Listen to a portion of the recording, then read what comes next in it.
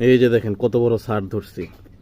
এটা কি আসলে সচিবালয়ের আমলা বলবো নাকি পিনাকি ভট্টাচার্য বলবো? তো ছোট্ট একটা পাঙ্গাস মাছের তেল দিয়া টোটাল 3 জন এই সার ধরছি। আগের 2 জন ছোট ছিল, গতকালকে সকালে একজন ধরা পড়ছে, বিকালে একজন, রাত্রে এনে ধরা পড়ছে। এখন ঢুকে দেখি যে মানে এই বিশাল বড় একটা সার। হুম। তো আমাদের ঘরে মোটামুটি 1-1.5 হয়ে গেছে এই সার।